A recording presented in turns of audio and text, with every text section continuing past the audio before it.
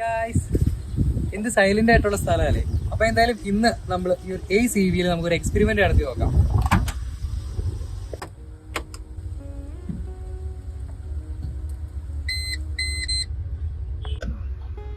So അങ്ങനെ നമ്മുടെ വാഹനം ഇപ്പൊ ഡ്രൈവ് മോഡിലാണ് കിടക്കുന്നത്. ആക്ച്വലി ഈ ഒരു വാഹനത്തിന്റെ എഞ്ചിൻ ഇപ്പൊ സ്റ്റാർട്ടാണ്. പക്ഷെ നമ്മുടെ കയ്യിൽ ഒരു സെറ്റ് ഓഫ് കോയിൻസ് ഉണ്ട്.